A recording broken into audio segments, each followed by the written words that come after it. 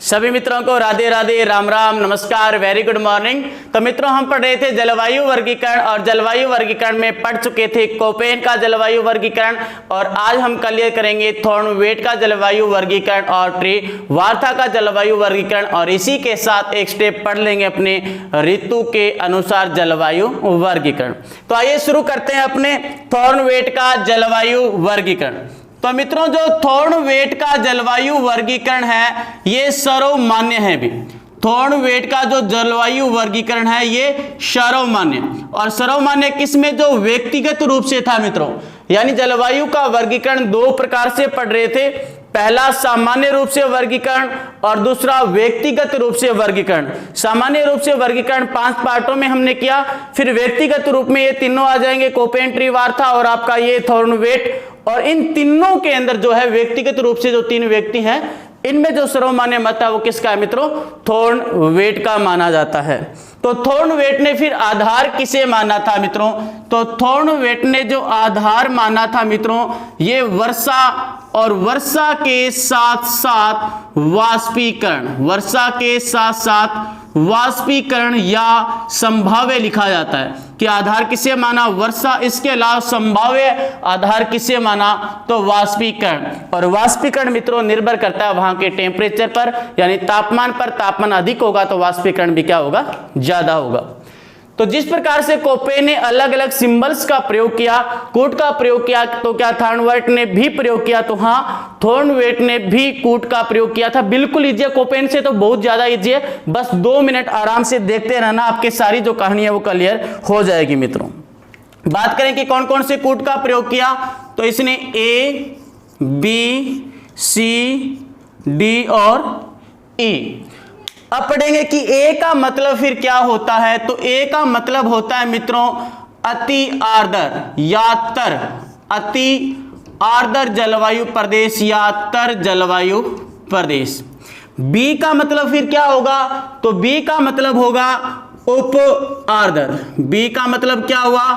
उप आर्द्र। तो सी का मतलब क्या हो जाएगा मित्रों? आर्द्र हो जाएगा। तो डी का मतलब क्या हो जाएगा? अर्ध शुष्क। डी का मतलब क्या हुआ? अर्ध शुष्क जलवायु प्रदेश। तो ई का मतलब क्या हुआ? शुष्क जलवायु प्रदेश, या जहां पर वर्षा की कमी हो, वर्षा की बिल्कुल कमी हो। ठीक है जी, ये सिंबल तो हो गए। इसके बाद कौन से सिंबल्स का प्रयोग किया? इसके अलावा जिस सिंबल्स का प्रयोग किया वो रहेंगे मित्रों आपके ए डैश और बी डैश। हालांकि सी डैश, डी डैश भी है लेकिन वो अपने काम के नहीं है, केवल ए डैश और बी डैश। तो सर ए डैश और बी डैश का मतलब क्या है? तो ए डैश का मतलब है मित्रों उच्च तापमान, उच्च तापमान। तो फिर बी डैश का मतलब क्या हुआ? मध्यम तापमान। बी डैश का मतलब मध्यम तापमान। इसके बाद क्या याद रखना है? जैसे वहां पर छोटे सिंबल्स थे, छोटे शब्द थे, तो यहां पर भी छोटे होंगे और जो छोटे उनमें सेम रहेंगे आपके डब्ल्यू और एस। डब्ल्यू का मतलब winter dry and summer rain, S का मतलब summer dry and winter rain. इसके अलावा यहां पर जो याद रखना है वो रखना आपको डी। तो इन दोनों का मतलब तो आप जानते ही हो। W का मतलब winter dry and summer rain, तो S का मतलब summer dry and winter rain. याद कौन सा रखना है अब यहां से? D का।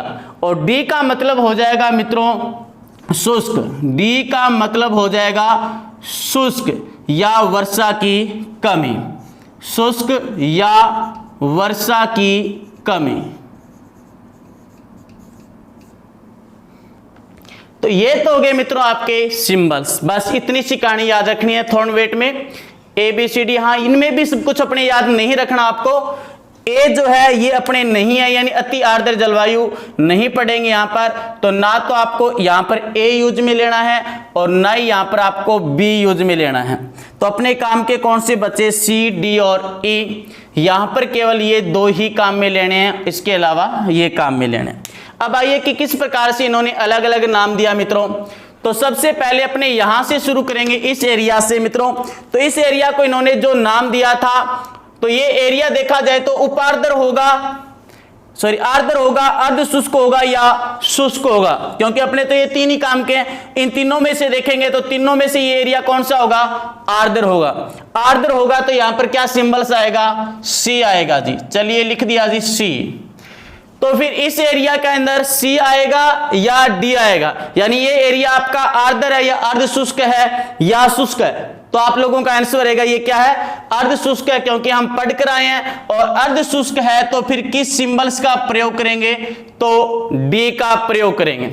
यदि अपने इस ऊपर वाले एरिया की बात करें, हनुमानगढ़ गंगानगर का जो ऊपर का एरिया है मित्रों, इस एरिया की बात करें तो ये आपका आर्द्र होगा, अर्ध शुष्क होगा या शुष्क होगा, तो ये भी आपका क्या होगा मित्रों, अर्ध शुष्क होगा। तो यहां पर भी क्या लिख देंगे, डी लिख देंगे।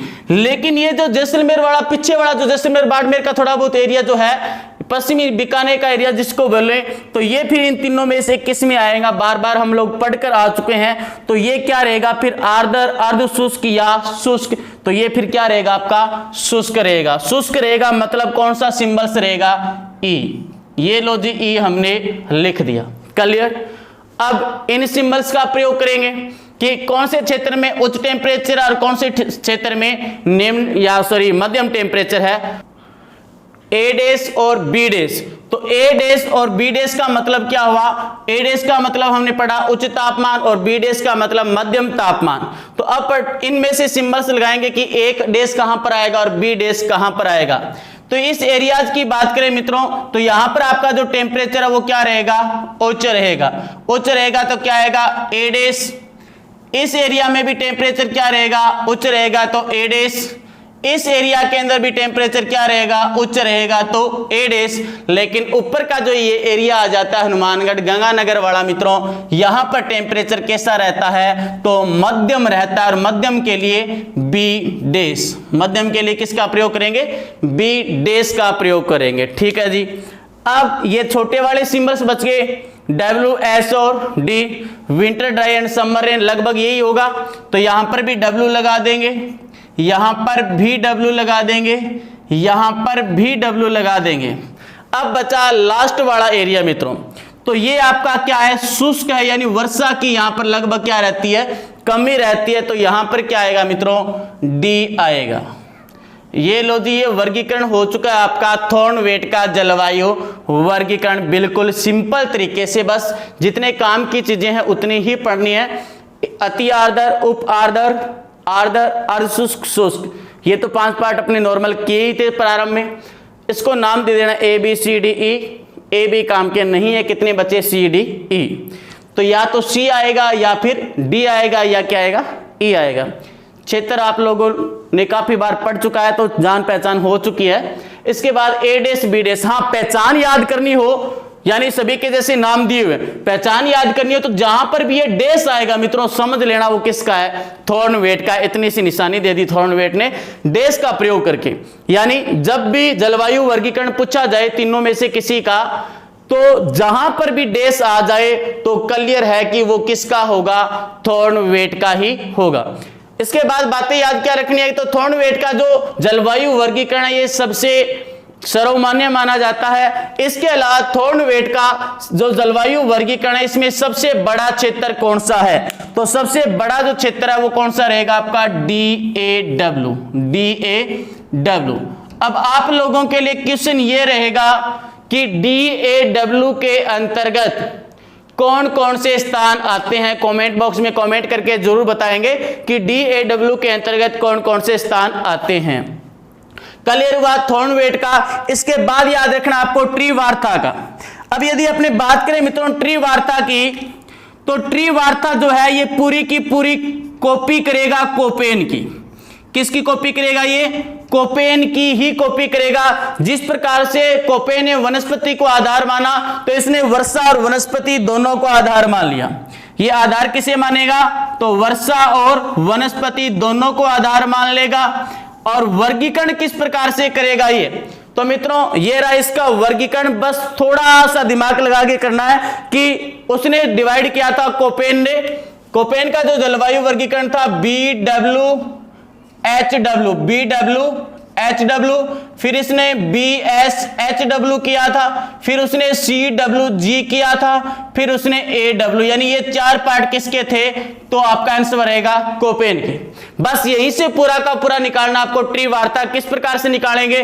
तो जो ये W आ रहा है, इस W को हटा देना है। बस किसको हटाएंगे? W को हटाना है। बस बाकी सारी की सारी जो स्टोरी है वो सेम रहेगी। तो सबसे पहले लिखो तो क्या रहेगा? BWH, फिर उसने BSHW, तो यहां पर क्या रहेगा आपका? BSH, और यहां पर S का मतलब वही रहेगा स्टेपी जलवायु। फिर CWG नाम दे दिया, तो यहां पर आपको CWG न लिख करके CWA याद रखना है मित्रों। यहां पर CWA, और लिखेंगे तो इस प्रकार से लिखा जाता है ये CAW, और ये जैसे AW था तो ये क्या रहेगा अब आपका? AW ही रहेगा। तो बस सिंपल है बिल्कुल। थॉर्नवे ट्री वार्ता का, यानी ट्री वार्ता ने पूरी की पूरी किसकी कॉपी कर ली? कोपेन की। W हटा देना है मित्रों, W को हटा देना है, तो पहला रह जाएगा BWH, फिर BSH, और यहां पर G के स्थान पर क्या ले आना है आपको? A ले आना है। बस बाकी सेम रहेगा ट्री वार्ता का। तो ये था मित्रों व्यक्तिगत जलवायु वर्गीकरण तीनों विद्वानों के अनुसार। अब पढ़ेंगे ऋतु के अनुसार जलवायु का वर्गीकरण। ऋतु वर्गीकरण, तो मित्रों जलवायु ऋतु वर्गीकरण के अकॉर्डिंग 4 पार्टों में से डिवाइड किया जाता है। कौन कौन से? तो ग्रीष्म ऋतु, वर्षा ऋतु, सर्द ऋतु और शीत ऋतु। नॉर्मल वैसे तो 6 ऋतुएं होती है, लेकिन यहां पर जो डिवाइड किया जाता है ज्योग्राफी में वो 4 प्रकार से डिवाइड किया जाता है: ग्रीष्म, वर्षा, सर्द और शीत ऋतु। तो ग्रीष्म ऋतु के अंदर कौन कौन सी घटनाएं घटित होती है? तो मित्रों यहां पर लू चलती है, आंधी चलती है और भंबूड़े आता है। तो ये तीनों पार्ट है वो कौन सी ऋतु के रहेंगे? ग्रीष्म ऋतु के। तो वर्षा ऋतु की क्या विशेषता होती है? तो वर्षा ऋतु में मानसून आता है मित्रों, और आपको पता है मानसून 2 आते हैं, एक दक्षिणी पश्चिमी और एक दक्षिणी पूर्वी मानसून। सर्द ऋतु, ये समय जो है वो मानसून निवर्तन का काल होता है मित्रों। और शीत ऋतु मावठ आती है, जिसे बोलते हैं भूमध्य सागरीय चक्रवातों से आने वाली जो वर्षा होती है उसे क्या बोलते हैं? अपने मावठ बोलते हैं। इसी दौरान शीत लहर का भी प्रकोप होता है मित्रों। तो ग्रीष्म ऋतु में लू चलती है, आंधी चलती है और भंबूले आता है। लगभग ये समय कब होता है? तो मार्च से जून के बीच, मार्च से जून के बीच। वर्षा ऋतु यानी जो मानसून का समय होता है ये लगभग तो जून से सितंबर, जैसे अभी मानसून आया है मित्रों, प्रवेश कर चुका है। तो सर्द ऋतु मानसून निवर्तन का काल होता है, ये समय रहता है आपका अक्टूबर से नवंबर। शीत ऋतु मावठ और शीतलहर चलती है और ये समय रहता है आपका दिसंबर से फरवरी। तो आइए बात करते हैं सबसे पहले अपने ग्रीष्म ऋतु की मित्रों। तो ग्रीष्म ऋतु में हम पढ़कर आए हैं कि एक तो लू, आंधी और बम्बुलिया का जो मैंने वीडियो डाला था प्रैक्टिकली वो देख लेना आप, जिनको हालांकि गांव वाले लगभग सभी जानते हैं कि बम्बुलिया क्या होता है और पंगे भी किए होंगे इसके साथ। तो जो नहीं जानते, जो सिटी वाले बहुत जो व्यक्ति होते हैं वो नहीं जानते, बहुत जानते भी हैं। तो जो नहीं जानते कि बम्बुलिया क्या होता है, तो बम्बुलिया का पूरा मैंने एक वीडियो बना करके डाल दिया है, वो देख लेना भी। जिन्होंने देख लिया अच्छी बात है, नहीं देखा तो उसका लिंक जो है वो डिस्क्रिप्शन में आपको मिल जाएगा। लाइव जो बम्बुलिया है उसका मैंने वीडियो बनाया था, नॉर्थ से थर्ड का आ रहा था तो रास्ते में मुलाकात हो गई थी बम्बुलिया से, तो वो पूरा का पूरा आप देख लेना। हाँ, किसने ये बताना कि जो बम्बुलिया बना करके डाला हुआ वीडियो उसमें वो बम्बुलिया एंटी क्लॉक है या क्लॉकवाइज है, क्लॉकवाइज है या एंटी क्लॉकवाइज है, ये जरूर बताना भी आप देख करके वीडियो। चलिए, तो लू, आंधी और बम्बुलिया ये पढ़ेंगे। ग्रीष्म काल की विशेषताएं होती है। तो लू क्या होती है मित्रों? लू गर्म व शुष्क हवाएं होती है, गर्म और शुष्क। ये तो गर्म है, ऊपर से क्या ये शुष्क होती है मित्रों। गर्म और शुष्क जो हवाएं होती है इन्हें क्या कहा जाता है? लू कहा जाता है। सर्वाधिक कहां पर चलती है ये लू? तो बाड़मेर में चलती है मित्रों। आंधी धूल भरी होती है और नमी या आर्द्रता से युक्त होती है मित्रों। ये जो आंधी आती है ग्रीष्म काल के अंदर ये आपकी नमी या आर्द्रता से युक्त होती है और सर्वाधिक कहां पर चलती है? तो श्री गंगानगर में 27 दिन। ये एक प्रकार से औसत निकाला हुआ है कि 27 दिन के लगभग यहां पर धूल भरी आंधियां वो चलती है श्री गंगानगर जिले में, राजस्थान में। और इसके बाद बात करें भंबोलिया, तो ये भी क्या होता है मित्रों, धूल भरा एक चक्रवाती हवाएं होती है, धूल भरी चक्रवाती हवाएं होती है। और सर्वाधिक ये भंबोलिया कहां पर आता है मित्रों, तो बीकानेर में आता है मित्रों। इसके बाद बात करें अपने कि ये जो हमने डायग्राम बना करके स्पष्ट किया है, इनसे किस प्रकार से क्वेश्चन आ सकता है मित्रों। तो ग्रीष्म ऋतु की वह घटना जो टेम्परेचर को बढ़ा देती है, तापमान को बढ़ा देती है, तो आपका आंसर रहेगा लू। ग्रीष्म ऋतु की वह घटना जो तापमान को बढ़ाती है, तो आप लोगों का आंसर क्या रहेगा, लू। और ग्रीष्म ऋतु की वह घटना जो टेम्परेचर को घटा देती है, तो आपका आंसर क्या रहेगा मित्रों, आंधी। ग्रीष्म ऋतु की वह घटना जो तापमान को कम कर देती है, तो आंधी। और ग्रीष्म ऋतु में सर्वाधिक गर्म माह कौन सा होता है, तो आपका आंसर रहेगा जून। सर्वाधिक गर्म माह कौन सा होगा, जून, क्योंकि इसके बाद मानसून प्रवेश कर जाता है और हवा के अंदर नमी आ जाती है, आर्द्रता आ जाती है। ग्रीष्म ऋतु में सर्वाधिक गर्म स्थान कौन सा होता है और गर्म जिला कौन सा होता है, दोनों अलग अलग आंसर होते हैं मित्रों। एक तो गर्म स्थान पूछा जाता है और एक गर्म जिला पूछा जाता है। तो यदि गर्म जिला पूछ लिया जाए तो आपका आंसर रहेगा चूरू, और यदि गर्म स्थान पूछ लिया जाए तो फलोदी जोधपुर आप लोगों का आंसर रहेगा। राजस्थान में सर्वाधिक दैनिक तापांतर, दो क्वेश्चन है मित्रों यहां पर। पहला क्वेश्चन लिया है यहां से दैनिक तापांतर, तो दैनिक तापांतर का क्वेश्चन आए तो जैसलमेर 45 डिग्री सेल्सियस से लेकर के 25 डिग्री सेल्सियस, तो अंतर कितने का हुआ मित्रों, 20 डिग्री सेल्सियस का। कितना, 20 डिग्री सेल्सियस। दूसरा, राजस्थान में वार्षिक तापांतर, ये देखो मित्रों, ये तो आपका दैनिक तापांतर और ये कौन सा आपका वार्षिक तापांतर। तो वार्षिक तापांतर वो कहां का होगा ज्यादा, चूरू का, अधिकतम 50 डिग्री सेल्सियस तक और कम 10 डिग्री सेल्सियस तक। तो यहां पर अंतर कितना हुआ, 40 डिग्री सेल्सियस। लेकिन याद रखना ये आपका वार्षिक तापांतर है और ऊपर वाला आपका दैनिक तापांतर है। तो दैनिक सर्वाधिक जैसलमेर के अंदर होगा और वार्षिक सर्वाधिक कहां पर होगा, चूरू। अंतर पूछा जाए तो 40 डिग्री सेल्सियस का होता है मित्रों। तो ये हमने पढ़ा था जलवायु ऋतु वर्गीकरण। इसमें पहला टॉपिक हमने क्लियर किया ग्रीष्म ऋतु। तो ग्रीष्म ऋतु की विशेषताएं 3 प्रकार से पढ़ी, लू, आंधी और भंबोलिया। लू, आंधी और भंबोलिया। लू क्या होता है, तो गर्म व शुष्क हवाएं होती है, सर्वाधिक बाड़मेर। 2 नंबर पर आंधी, धूल भरी आंधियां होती है, नमी या आर्द्रता से युक्त होती है, सर्वाधिक श्री गंगानगर 27 डेज। इसके बाद भंबोलिया, तो धूल भरी वायु का चक्रवात होता है मित्रों, धूल भरी वायु का एक चक्रवात होता है। सर्वाधिक कहां पर आते हैं, तो बीकानेर में आते हैं मित्रों भंबोलिया। क्वेश्चन यहां से पुट किया था मेरे कि जो मैंने वीडियो बना करके डाला है वो भंबोलिया एंटी क्लॉकवाइज है या क्लॉकवाइज, आपको आंसर देना है। फिर हमने पढ़ा इनकी विशेषताओं से एक क्वेश्चन निकाला कि ग्रीष्म काल की वह घटना जो सर्वाधिक तापमान को बढ़ा देती है, तो लू। क्योंकि मित्रों ये जो लू चलती है, इस लू के अंदर क्या होता है कि बिल्कुल शुष्कता होती है, नमी बिल्कुल भी नहीं होती। यही कारण होता है कि टेम्परेचर इसके अंदर काफी ज्यादा बढ़ जाता है। सर्वाधिक बाड़मेर में चलती है ये आंधी, तो धूल भरी और नमी और आर्द्रता युक्त होती है। और जब वायु के अंदर नमी और आर्द्रता होगी तो ये टेम्परेचर को क्या कर देगी मित्रों, कम कर देगी। तो नेक्स्ट क्वेश्चन की ग्रीष्म काल की वह घटना जो टेम्परेचर को कम कर देती है, तो आप लोगों का आंसर रहेगा आंधी।